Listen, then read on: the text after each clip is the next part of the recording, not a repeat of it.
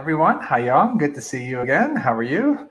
I'm great, Hani. I'm excited to be here and talk about this amazing topic that is repurposing. That's it. That's what we do. That's what we live for. It's repurpose. We love, that's our favorite word. That's my favorite word. If I can add a second middle name to my name, I would call it, Hani Repurpose Mourra. That's what we do. Tattoo. Yeah, I get a nice tattoo across the top. So how's everyone doing? Hope everyone's enjoying all these great sessions, especially the last one. And well, it's the last 2 days, I should say. This is day 3. So hope everyone's enjoying. So today we're going to be talking about repurposing content. Repurposing in simplest terms just means taking a content you've already created, taking your live stream you've already created, and putting it on other platforms where your audience hangs out, or your potential new audience can hang out and discover it without having to be on Facebook or watching your live streams on, or watching them live on whatever platform you're streaming on. So just a quick introduction for myself, and I'll let Yong introduce herself. My name is Hani Mourra. I'm the founder of the software called Repurpose.io, and I was introduced to BeLive very early, actually in the beginning. It's a funny story. Daniel reached out to me 3 years ago as I was creating Repurpose.io, and he didn't know who I was. I didn't know who he was. He said, I have this cool platform I'm building. I want you to check it out. You're doing stuff with live streaming. I want to check it out. So we did an interview together, and all of a sudden he's like, I fell in love because they were the first. BeLive is the first platform to allow this kind of two people having a conversation together on Facebook Live. And I was blown away. And I went and I shared it in one of the Facebook groups that I was in. And Daniel's like, oh my gosh, that day you shared it, we got a huge spike in traffic. And I'm like, oh, I didn't even know. I didn't even know this group. It wasn't my group. It was just, I found this amazing tool and I shared it out. And that's how we became friends. He loved it. I told him what I'm working on with Repurpose. We have a lot of synergy going. So that's kind of how I got involved with BeLive, I guess from the beginning, 3 years ago. So how about you, Yong? Tell us a little more about yourself and what do you do with BeLive and what do you do in general with content? Sure, absolutely. I'm Yong, and I'm the host of the podcast called In a Weekend. I'm also the creator of Podcast In a Weekend, where we take people from zero to podcast in just 3 days. And it's all thanks to this man that I get to hang out with today, Mr. Hani Mourra. When I discovered his software, he made my podcasting process super easy. And then when I incorporated live video, which I actually came to very reluctantly, it took me a long time to embrace this medium. But now that I'm here, it's one of my favorite, and for sure, BeLive is my go-to tool that I use for all of my live streams, and it's one that I love to introduce my students to, especially in regards to being able to connect with so many people in real time. It just makes our jobs as content creators so much easier. Yes, it really does. It really does. And just going live in general, I'm a big fan of going live because even though it sounds counterintuitive, it is a lot easier. With tools like BeLive, of course, but also from the actual creation step. Going live means no editing. You just go live, you do your thing, you obviously prepare in advance, but you don't have to worry about take 1 or take 2 or let me cut that out, let me say that again. It's live, your audience understands it's live, they see you live, and any mistakes you make, you just kind of flow right through it. You just kind of pick up where you left off and you keep going. And the beauty is, the second advantage is you have engagement. You have people joining, people watching, people commenting, and it keeps the conversation going. So I'm a big fan of going live as a way of creating content. Yeah, and I would say being able to then take that live and to repurpose it is such an amazing thing to be able to do. And one of my favorite ways to repurpose live stream videos is to use Hani's tool to strip out the audio portion of that video. So you automatically have this podcast that you can start creating and you can start interacting on a different platform. And again, like Hani said earlier, you're really being able to take your content and putting it in different places to interact and engage with people on the platforms they're already hanging out on. That's the key. They're already hanging on. If you're doing live streams on Facebook, not everyone uses Facebook, right? So you're missing a whole set of audience. So by putting it on in audio format so people can consume on the go, like I do when I go for my walks. It's always podcasts. That's what I do. I like listening to podcasts. A lot of them I listen to are recorded live, and I know they are, and I don't have a problem with that. Like, it's the content is there, the content's relevant. I'm listening to it at my convenience. So I'm a big fan of people who do, and I encourage people who do Facebook Lives to convert them to audio podcasts and get them out, because people will listen, and they'll listen at their own time and at their own in their own format. So I think we're kind of just jumping into it. So why don't we, Leslie, if you don't mind just showing up that screen, we can kind of walk through the screen share and just kind of cover from a high level what kind of things that we talk about in terms of repurposing, what different things you can do when you start with a video, especially a live stream video, and how to get it out to multiple platforms. So we're going to talk about the what first. So I'm going to go through this visual tool, visual diagram. Hopefully it's clear enough, and I'll try to zoom in as I go. So, I put this together because we got a lot of users who are saying, our platform does a lot of different things, and people kind of get overwhelmed. So I want to kind of summarize it in something visual. So I'm going to walk through this. I made this about a month or so ago, and it's been getting a lot of great feedback because it's visual, and people like arrows. They're just like, follow the arrows. So why don't we start from the top? Follow the arrows and you get the results. So it's basically, the whole idea here is to start off with a piece of content that's video based, whether it's a live stream or it's an uploaded video. But everyone here is interested in live streaming, which is awesome. So this video piece is kind of the heart of it all. So you do a live stream and let's say you're streaming to Facebook. So what do you want to do with that content after your live stream's over? So while you're streaming, another advantage of streaming live is A, the engagement, but B, Facebook loves live streams. They give you more attention when you go live compared to uploading a video. So you get a lot of the initial attention, initial interaction. And then the disadvantage, I guess, in a sense, is when you're done Facebook, it's hard for people to find that video again. It might be in people's feeds for a day or so, and then it's kind of buried down, it's gone.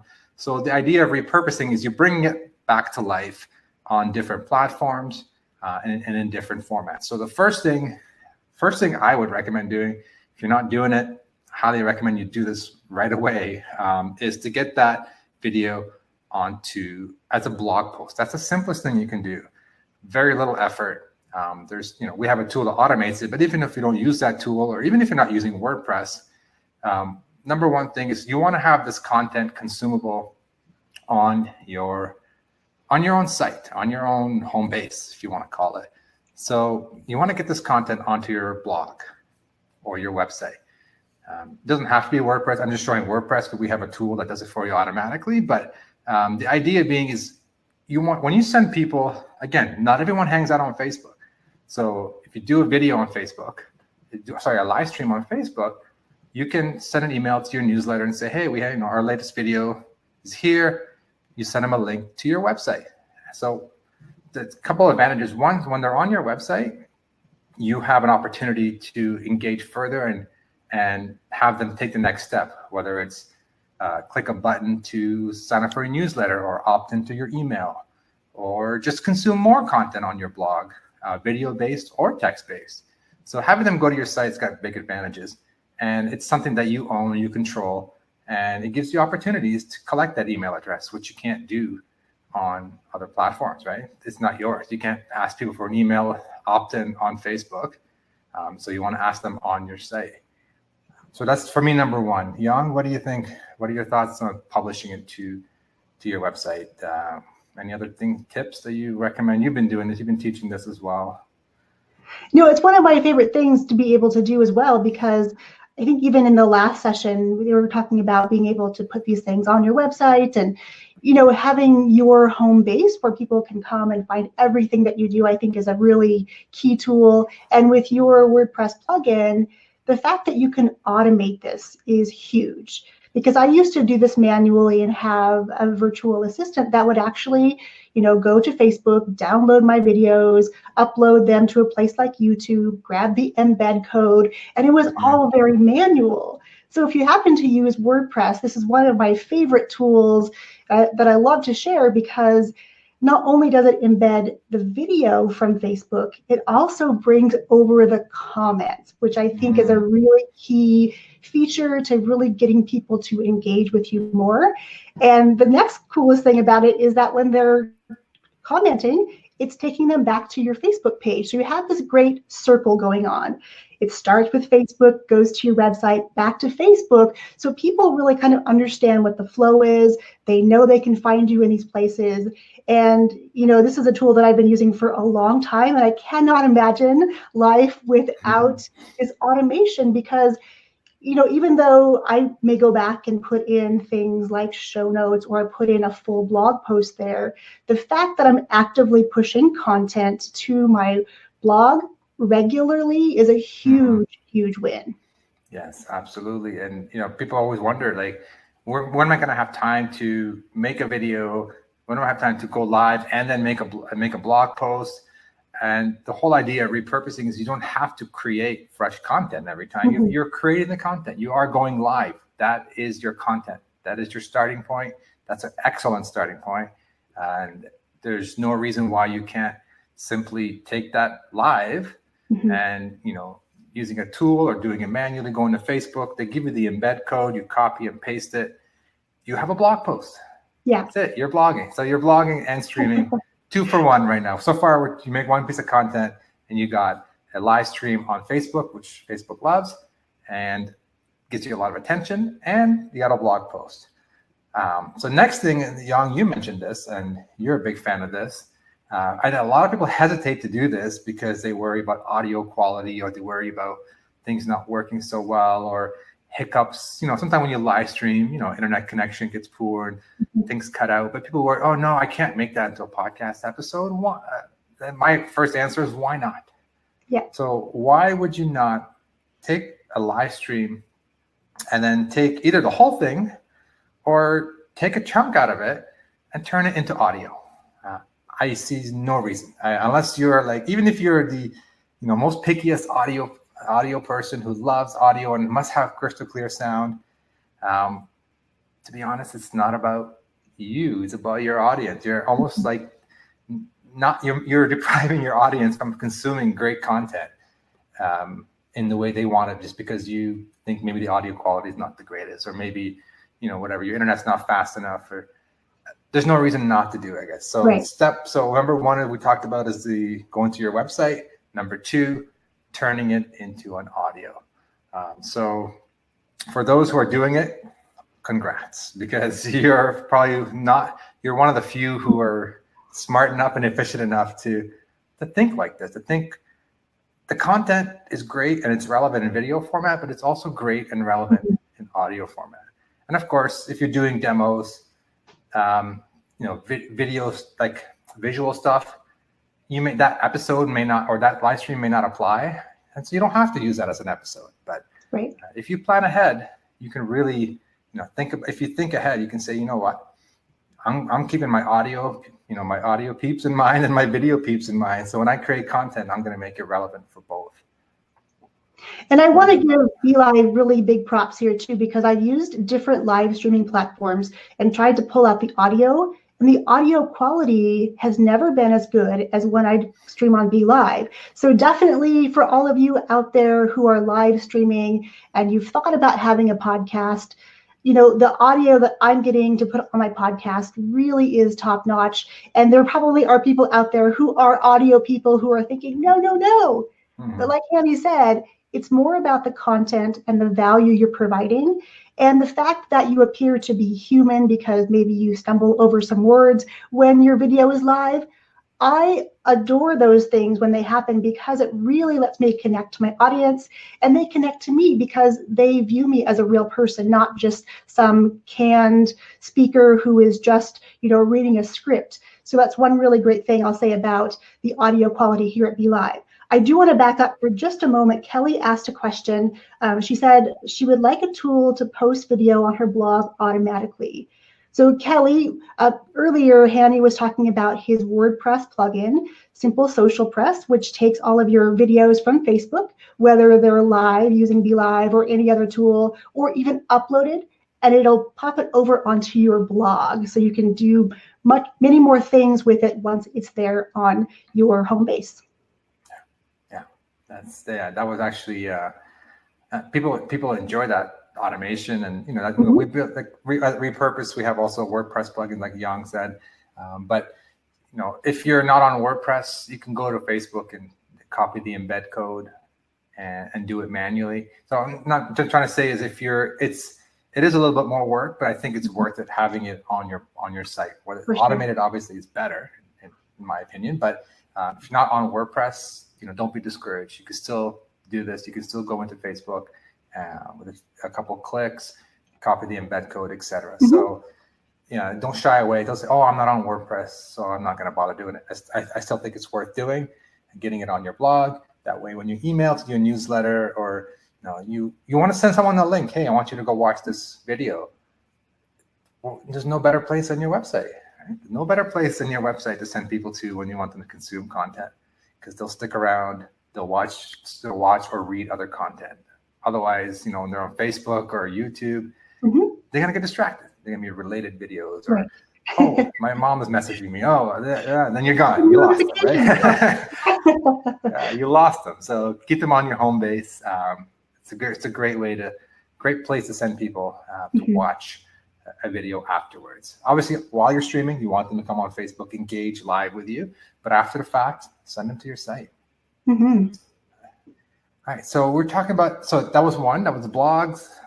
Two is audio. Now, one small tip here, just is, again, me being a little picky, but an optional step, but I recommend doing it, is adding some kind of intro to your live stream. So some people like to do an intro while they're going live, but some people just go live and they produce their content. So when you're converting into audio, traditional podcasts have some kind of intro, whether it's a 1 minute, welcome to the Hani Mourra show, blah, blah, blah, blah, blah, like a generic intro. If you have that, or you're thinking of starting a podcast, get an intro done, whether it's yourself or you can hire somebody. And when you take the audio from your live stream, add this intro in the beginning. And what it does is it makes it feel like a true audio episode. So like, one is consistency. Like when someone listens to your audio, every episode they're hearing the same thing, same intro. Whether you're telling them to leave a review, whether you're telling them to subscribe to your podcast, you can include all those kind of generic calls to action in the beginning. But second, it just makes it feel more like an audio episode instead of just kind of abruptly starting into audio. Having an intro and even an outro, right? Add those to your podcast audio version. It makes it feel more like without doing a lot of work, it makes it feel like a produced show, and also gives consistency when people listen to multiple episodes in a row, which people do. Right? When they're on their phones, it kind of goes from one episode to the next. So having that consistency gives it just reminds people what your show is about, and give it a more polished look. Polished sound, I should say. Right, and if you use a tool like Hani's Repurpose.io, that tool you can actually upload your intro and outro. So as soon as you go live, it'll actually bake that intro and outro onto your episode. So you have a full podcast with music if you want at the beginning and the end. And I believe I just saw that's also an option to do now with BeLive. I may be mistaken, but I thought I read that just recently that you can now upload an intro video to start your video. So hopefully I'm not speaking out of turn, because I think I saw that inside of my dashboard the other day. So lots of options to really give your guests either a great live video experience, a replay video experience, and now really with the podcast as well. You can again, start with that one piece of content, and if you're starting with video, that's a great place, like Hani said, to do all of the rest of these things. And Hani, can you talk about what else Repurpose can do? Because it's not just about getting your videos into audio. There's lots more features. Can you dive into some of those? Absolutely, yeah. So we covered blog, we covered audio, and then now the fun part, getting it on other social platforms. So again, everything I'm showing here is, I'm trying to make this kind of fit in one screen. Everything I'm showing here applies to whether you're doing a live stream, a Facebook Live, or if you have a video, or both, like an uploaded video, something you've created yourself and you upload it on Facebook. So whatever you hear, whatever we're talking about today in general applies to live streams, also applies to uploaded videos on Facebook. So the next thing you want to do is you want to get it onto, I mentioned earlier, I hinted earlier, Facebook is not the greatest search engine. It's great when you go live, but after the fact, it's hard to find content. People are searching for a topic, they may not find you. So I guess number 3 suggestion, probably a number 2 after the blog, I would go to YouTube. So if you're not putting your content on YouTube, your live streams on YouTube, whether it's the entire episode, or maybe you chop it up into small clips, you're missing out on a big opportunity to get discovered, to get found. And so I highly, highly recommend just taking that live stream. With our software, it can do it automatically, or if you want to do it manually, it's all good. Just get that video onto YouTube. So my suggestion is just to leave it as it is. It's typically you're doing a horizontal video. If you're live streaming, just leave it. Don't convert it. Don't flip it. Don't, turn it into horizontal. I'll talk about that in a few seconds. But for YouTube, just keep it as its original format and send it up to YouTube. And one thing I would do is, it's kind of a side note. If you are going live on a page, you should take advantage of Facebook's caption feature. So after you're done going live, you can go back to your Facebook page, edit the video, and turn on the automatic captions. And they will generate the captions for you for free right into the video, and then they give you a chance to edit them. And the reason why I say that is, A, it just helps people watch your videos on Facebook. When they're watching the replay, they can watch it and they can see the captions. But B, we have a lot of features built into Repurpose that will take those captions and make pretty awesome videos and to help you out as well. So if you take the time to turn on auto transcription on Facebook, it's free. And then afterwards go in, it takes a few minutes, depending how long your video is, it can take 3-4 minutes. And then you go in and you clean up. And it's free, right? It doesn't get better than that, right? It's free. You go in, you edit, you clean up the mistakes, and then you can now use Repurpose or even use those. Well, okay, I'm trying to jump. I'm jumping ahead too fast. What I'm trying to say is just turn them on Facebook. You'll get people watching videos without sound on. You're going to help a lot more people. The secondary benefit is going to come when if you decide to use Repurpose, it helps you make some pretty cool videos that are more engaging.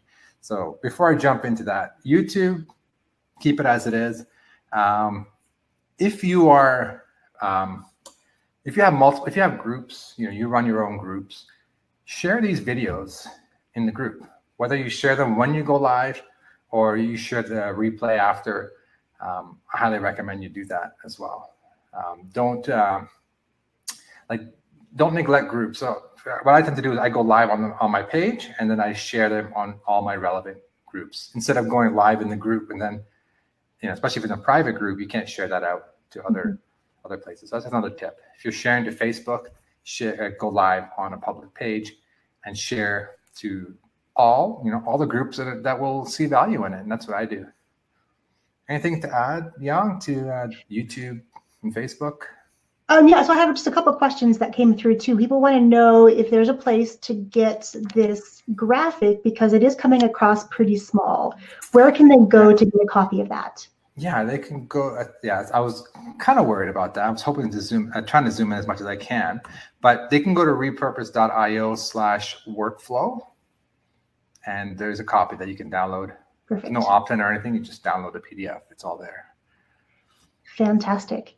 Well, and I would say also with YouTube, I mean, that automation is great for a lot of people, especially if you're a solopreneur out there and your time is really stretched thin, yet you want to be on these platforms again, so you're there when people are searching for you.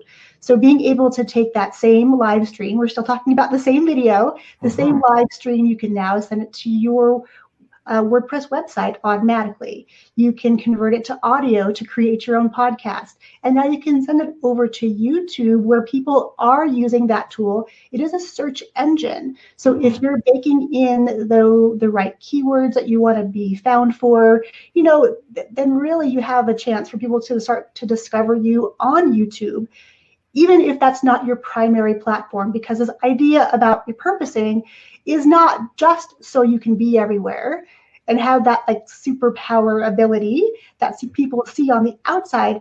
It's really about just putting your message and putting your video on platforms where people are already hanging out. They like to be there. It's their platform of choice. We all have our favorites.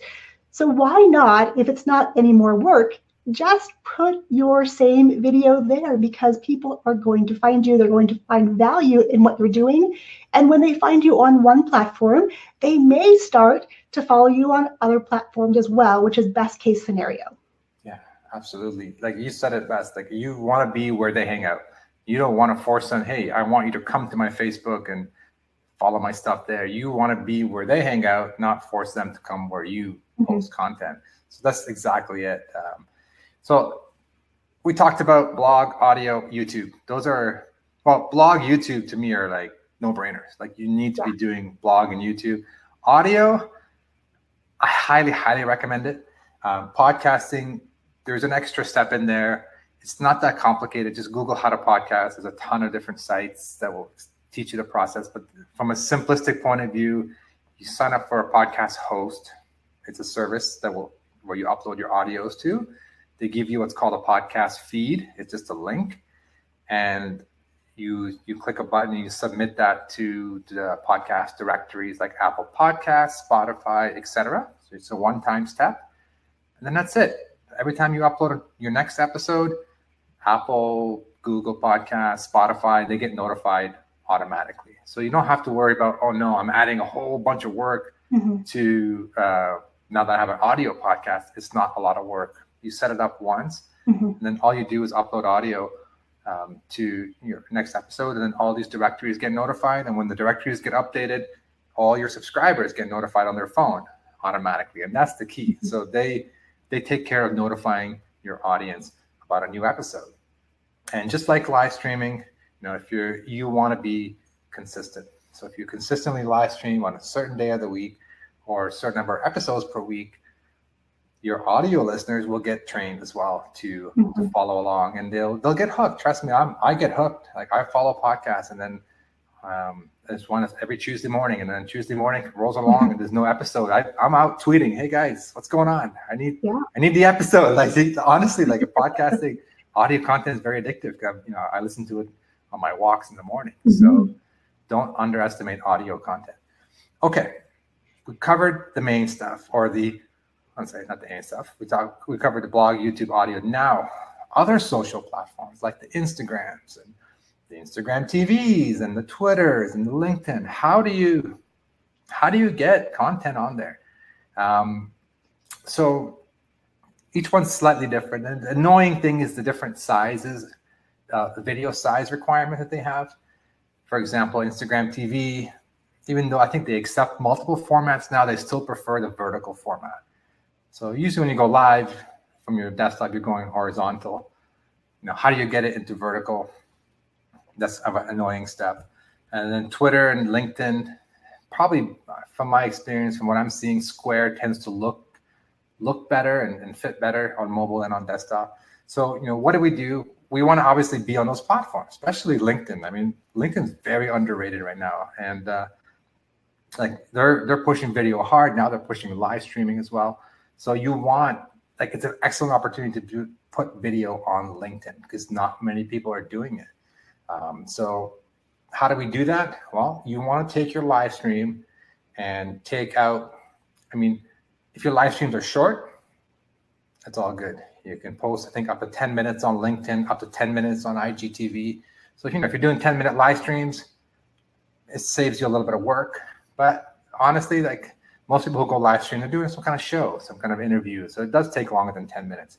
So the suggestion here is, no one's going to sit through a very long episode on these social platforms. So you want to give them the best of the best. Like you want to go in and trim out 1-2 minute clips of your live stream, probably multiple clips from within the show, and post those clips on social, like IGTV, Twitter, LinkedIn, etc.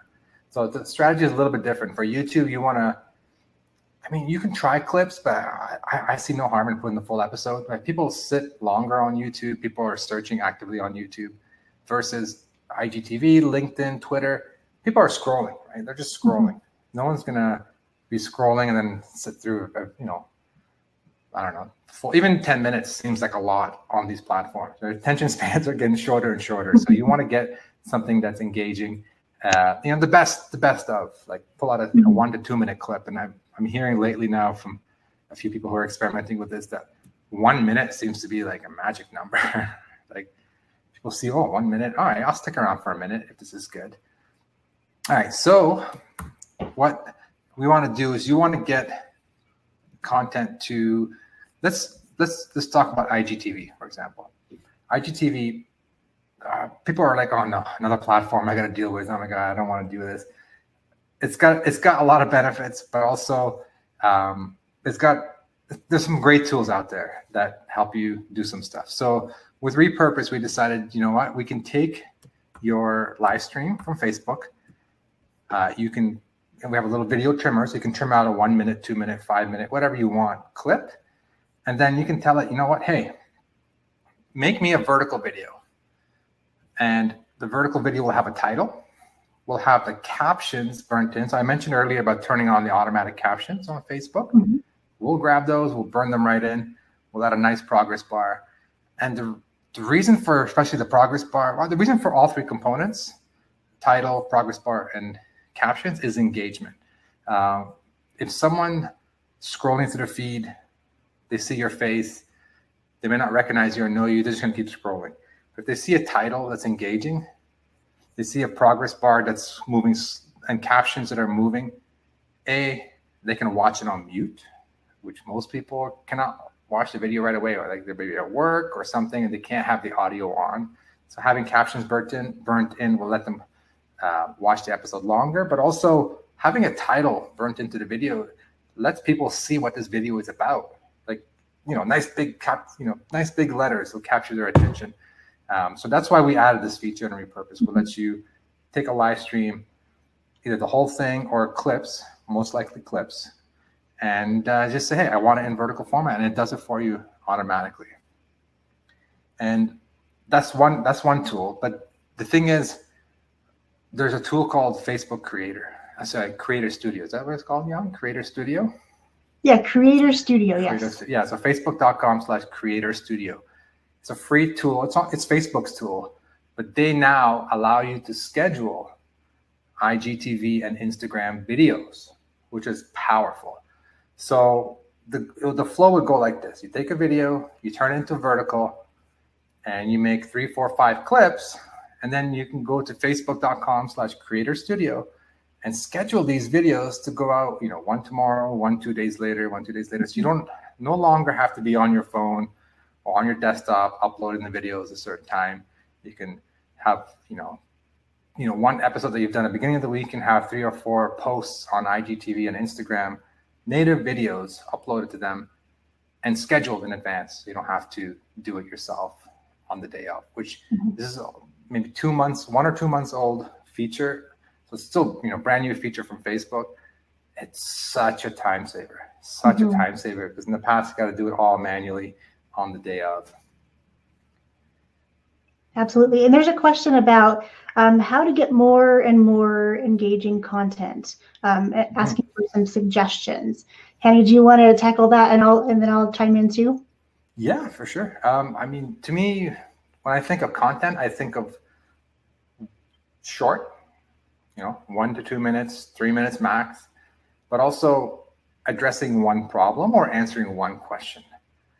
So, with, people like me, especially, I like to talk a lot, right? So if I'm like rambling on for like 10 minutes, people are going to get lost, which I'm hoping people are not lost now because I'm talking a little bit too fast. But when you make a video, pick a topic, one question, answer the question. That's the whole minute. That's all it is. It's just answering the question. And I would even say answer the question right away. Don't leave them hanging till the end.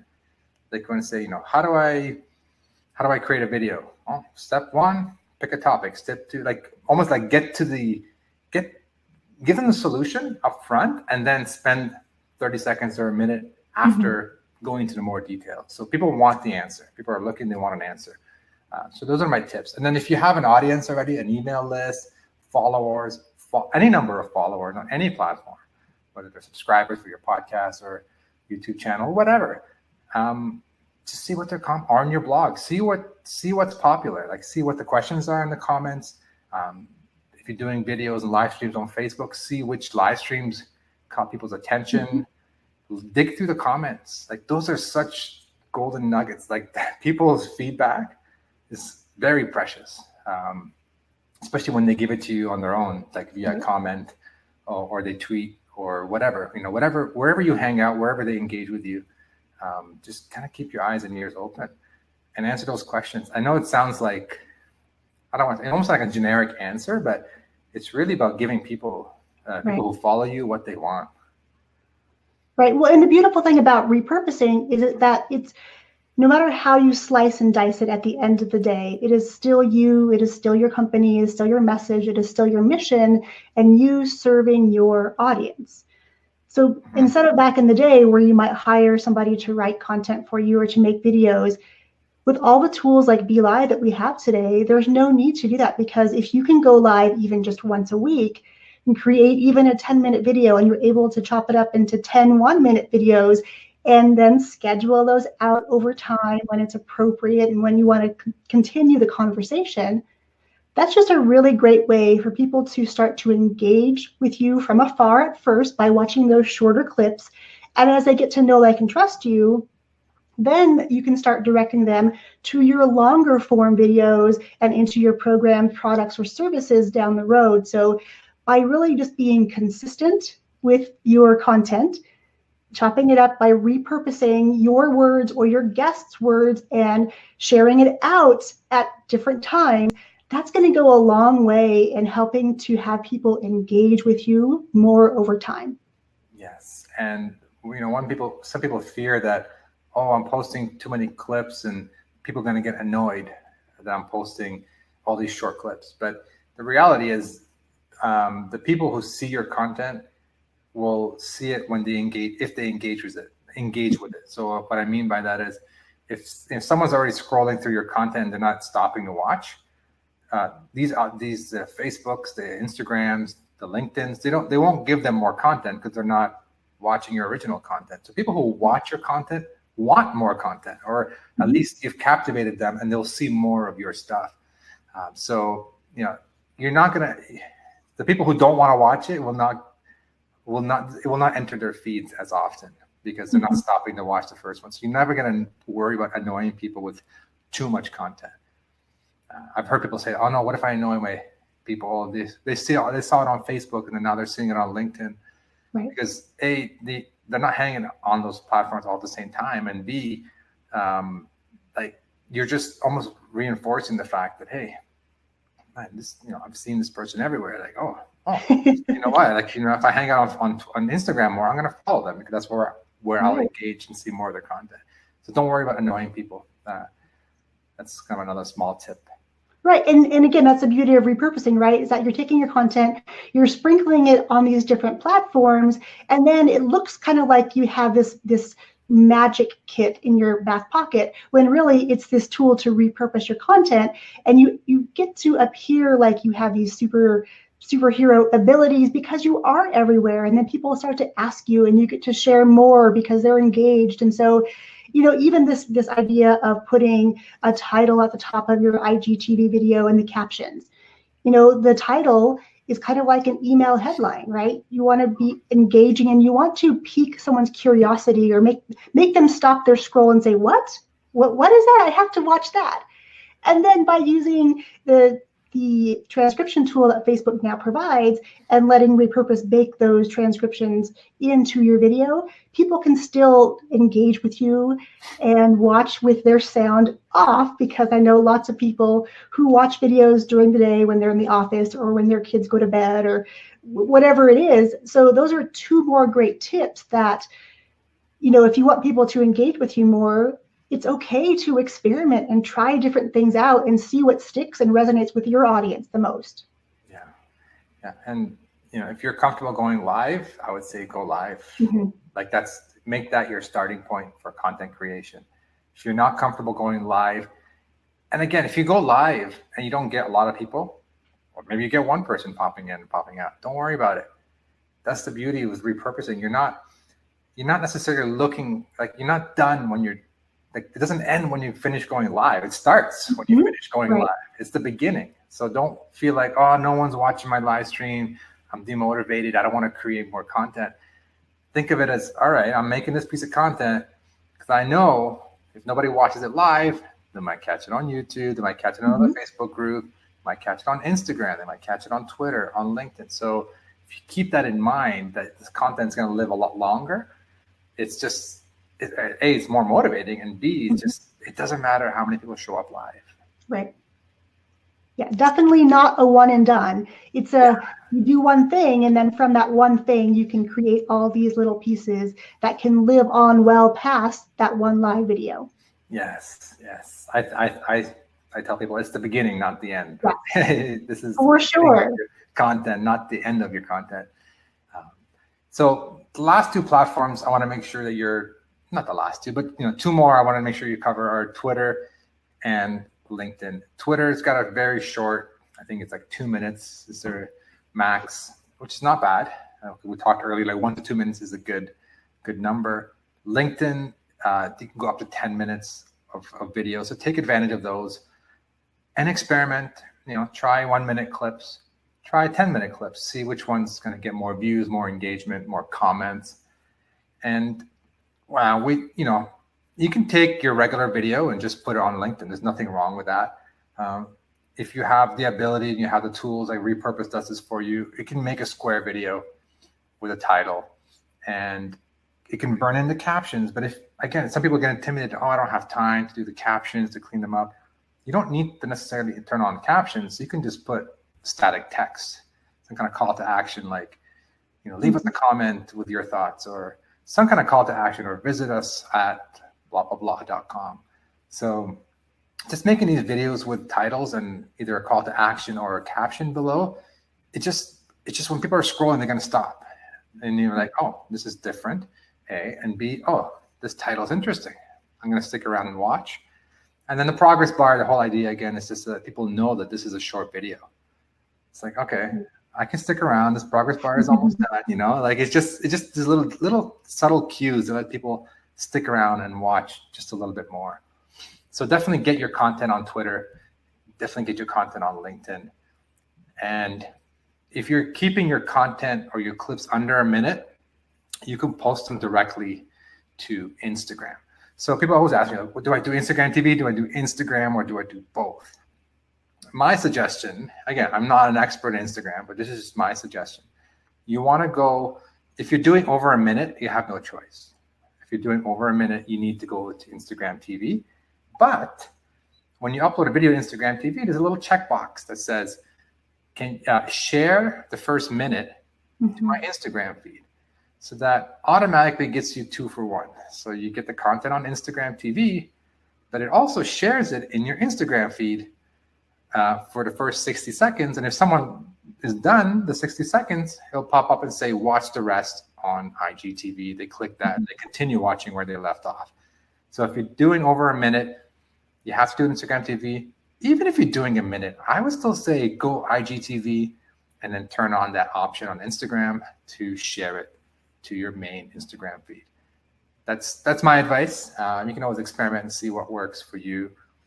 Maybe you get more engagement on your main feed. It's really hard to say, but to me, getting a 2-for-1 is the way I do it. Well, I think at this point we're like, we're getting 12 things from the one thing, so we're still ahead. We're still ahead. Yeah, exactly. Awesome. So that's, those are just to kind of recap. So video content becomes a blog post, becomes an audio podcast, full video onto YouTube, and then a bunch of clips in, in optimized formats, vertical, horizontal, etc., onto the other social platform, Instagram TV, Instagram, Twitter, and LinkedIn. And then within our platform, we have the option to send the video to a Dropbox or Google Drive in case you want to upload it somewhere else. Like, for example, I hear like Pinterest does videos. So if you want to post to Pinterest, or now people are talking about TikTok as a big platform. So if you have it on Dropbox, you can grab it and then upload it to TikTok, etc. So you have the ability to kind of make these little clips and send them to your own folder on Dropbox, and then do whatever you want with them afterwards. Well, I think for anyone doing live video, we definitely want to make sure we have a backup copy that's not stored only on Facebook. Whether we're sending it to Dropbox, we're downloading, uploading, doing it manually or automatically, it definitely needs to be part of your workflow during each day or during each week, just in case something should ever happen to your social platforms and all of your content gets lost. We definitely do not want that. You're all putting in a lot of time and effort to do your live videos, so just make sure you always have a backup copy stored somewhere else. That's a great point. I mean, that wasn't the main intention of the software, but that's a great use case as well, is you have a copy on your, somewhere where you own, in case, I don't know, Facebook bans you for something that you didn't even know you did. All of a sudden your account's banned and then all your videos you don't have access to them anymore. So definitely that's a great tip in general. Just get your content somewhere on your hard drive, on a Dropbox folder, Google Drive, anywhere that you own in case something ever happens to your account. Awesome. I'm going to end the screen. Well, I can't end the screen share, but I'm going to minimize the screen. And I think we're close to wrapping up. So I'm happy to answer any questions, or we can talk about any specific topics. There's a question about TikTok. Do you want to take that one, Hani? What is TikTok? What is TikTok? I'm still trying to figure it out. This is a platform where you post short videos, and the more funky, cool effects you add to it, the more views it gets. I don't know anything about TikTok, to be honest. We're gonna have to ask our kids, right? My kids are still young. They don't have their own devices yet. So, but they will. Mine's 9, and he wouldn't know a TikTok from anything. But yeah. Well, that was incredible, Hani. A lot of people are asking about that infographic again. They can just get that when they go to repurpose.io/workflow. They can /workflow. Okay, I'll get that put up in there. Yeah, just a PDF. Oh, okay. Kelly knows all about TikTok. All right. He says it's a social media video app for creating and sharing short lip sync comedy and talent videos. Okay. And Sheila has a really great question. What 3 action steps should they take to get started? And Sheila, I assume you mean in repurposing. Like, what would be your top 3 if you were going to repurpose one piece of content? What would be the 3 places you would send it? I would send it blog, YouTube. Those 2 for sure. Those are, it's very simple. Get it done quickly. Blog, YouTube. Number 3, I would say podcasting would be the last thing on your list. So definitely get it on social. I hate to say where you hang out, but you should be everywhere. But pick one where you're at least have the most followers, and then start posting there. Whether it's LinkedIn, whether it's Instagram. So post it on one social, short clips, and then YouTube, full episodes, and then on your blog. Those would be my 3. Your top 3. That's fantastic. And Yong, can you tell us just a little bit more about your program, your podcast in a weekend, how you train and allow people to build their own podcast in, what did you say, 3 days? 3 days. And my star student actually created and launched her podcast in just 4 hours. So for all those of you listening, if you've stopped or you haven't podcasted because you think it takes a lot of time to put it together, I'm definitely here to say you can absolutely do it. And of course, I use Hani's tools to be able to do this. So we, in a weekend's time, we start on a Friday and we finish on a Sunday, and we come together as a group. We go through all the steps on where to put your podcast, how to create it. And my recommendation always is to start with live video, pull out the audio, because you're already doing the work once. You don't need to do it more than that. So it's all about simplicity, automation, and building a sustainable system. Wonderful. And how can the viewers that are watching LiveCon 2019 today, how can they find out about your program? Is it currently running, or are you on a wait list right now? I do have a wait list. Yep. They can actually come over to my Facebook page, and I'm actually going to make a little announcement about that today. So you can find me at Podcasting Ninja on Facebook, and I'll be going live in just a little bit to talk about the doors being open to podcast in a weekend. We are doing the next session at the end of this month, so people can get their podcast launched in 2019. Awesome. Great. And it looks like we might have one more question from Rosalindo. Repurpose.io allows you to edit the video before it actually posts on another social media? To a certain degree. You can trim the video, like trim beginning end, or basically make a clip of the video. You can't cut, it's not a full-blown video editor. You can trim, make a clip, or trim the beginning and end. And also you can add an intro, outro to it as well after the fact. So those are the editing that you and can readjust the formatting, correct? Correct. Yeah. You can tell if I start with this, I want it to go like this, or I want it to go square. Yeah, you can tell it how it looks like at the end, square, vertical, or leave it as is. That's awesome. And we all saw on your infographic that they could try it for free. There's a free trial. Free trial. You can do 4 videos for free with no watermarks. Just, full experience. Try it out. That is absolutely incredible. Thank you. Thank you. Someone wants your t-shirt. But this is a family show. Keep your shirt on, honey.